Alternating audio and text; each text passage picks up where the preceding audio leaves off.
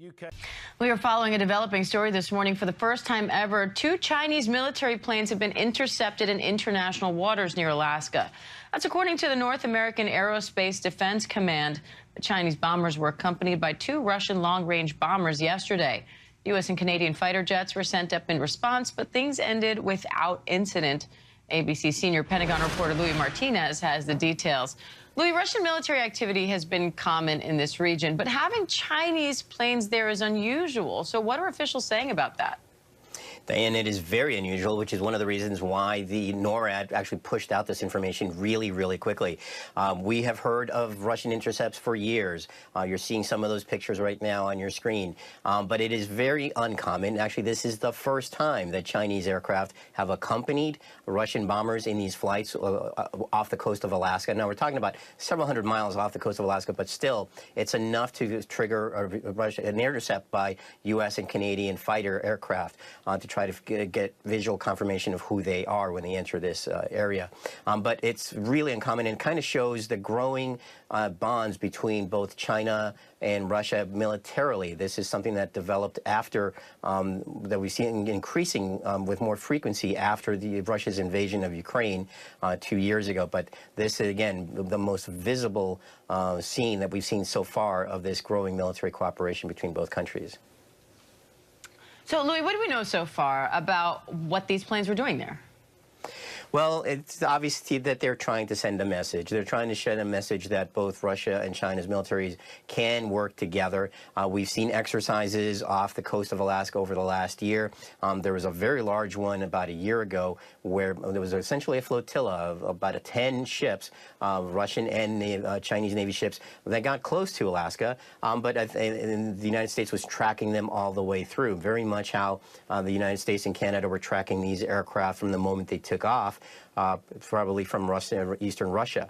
So this is intended to send a message that they have capabilities, but again, not as much capability as the United States does militarily in order to carry out these kinds of missions. Because in order to carry out these kinds of missions, Dan, Russia has to fly these planes to the eastern part of the country because they're not normally stationed there. ABC senior Pentagon reporter Louis Martinez, thank you.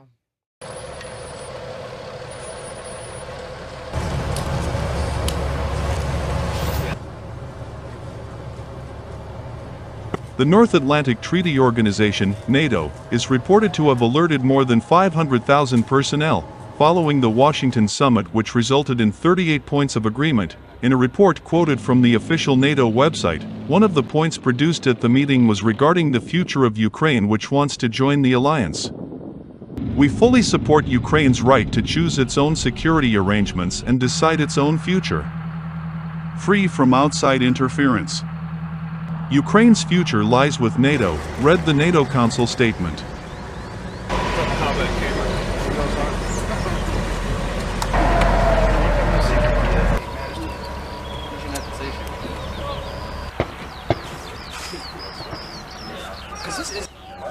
Meanwhile, NATO spokesperson, Farah Daklala, confirmed the readiness of a large number of troops and called it a comprehensive defense plan. Daklala's statement was in line with a number of points in the Washington summit declaration, most of which accused Vladimir Putin's regime of being responsible for Russia's military aggression in Ukraine, including the rhetoric of Russian nuclear threats, which is considered to be coercive strategic intimidation. Since 2014, NATO has undergone the most significant transformation in our collective defense in a generation, said Daklala.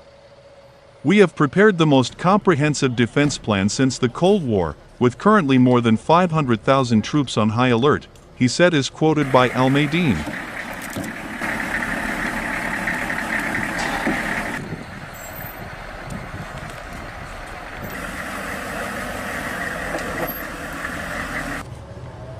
A week earlier, Deputy Chairman of the Russian Security Council, Dmitry Medvedev, again stated that Ukraine's accession as a member of NATO would be considered a declaration of war against his country. Medvedev emphasized that Ukraine's accession would also pose more than a direct security threat to Russia. The former Russian president also did not take into account NATO member countries regarding plans to include Ukraine as a member, but all decisions were controlled by the United States, U.S. This would essentially be a declaration of war, albeit with a delay. The more such efforts there are, the louder our answer will be, Medvedev said. Whether this will blow the entire planet to pieces depends entirely on the prudence of the NATO side. For Russia, nothing will change. Since the main decisions are not made by NATO member states, but by the single United States, he said. Tonight, Israel says at least a dozen children and teenagers were killed after a rocket hit a soccer field where they were playing. The Israeli military says it's the deadliest attack on its civilians since October 7th. And it's blaming Hezbollah, the powerful Iranian-backed militant group in southern Lebanon. Hezbollah tonight denying responsibility, but Israel vowing to strike back. This attack shows the true face of Hezbollah. The rocket hitting the Golan Heights, disputed territory Israel captured from Syria in 1967. Most of the victims from the Druze religious minority. Israeli Prime Minister Benjamin Netanyahu now rushing back from Washington. Hezbollah has fired thousands of rockets at Israel. We're seeing more interceptions now over the skies of northern Israel as a fresh barrage of Hezbollah rockets comes in. While more than 100 miles from Gaza, Israel has pounded southern Lebanon, raising fears of war on a second front. In central Gaza today, hospital authorities say at least 36 people were killed, including 15 children, by an Israeli airstrike on a school. This little boy tells our team, glass and stones fell on us. There was dust everywhere. The IDF says it was targeting a Hamas command center inside the school. The latest young lives cut short in this unforgiving war.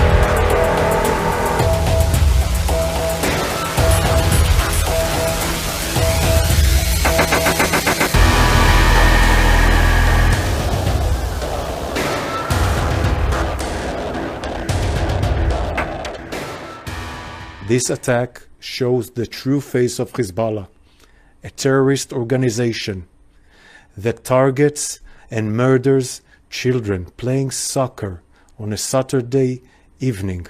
We will act to restore full security on our northern border for all the citizens of the State of Israel.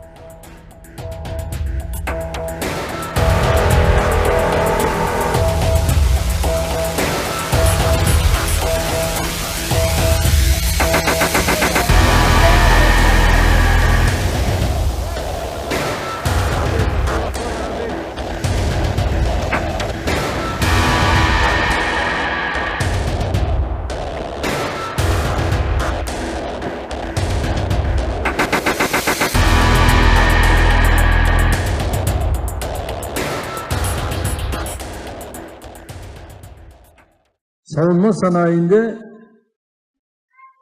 bizim ithalat, ihracatımız neydi? Nereye geldik? Ama sevgili kardeşlerim, bunların hiçbiri bizi aldatmasın. Biz çok güçlü olmalıyız ki bu İsrail, Filistin'e bu akara makarayı yapamasın. Biz nasıl Karabağ'a girdiysek, nasıl biz Libya'ya girdiysek, bunun benzerini aynen onlara da yaparız. Yapmamak için hiçbir şey yok. Sadece biz güçlü olmalıyız ki bu adımları da ne yapalım? Atalım.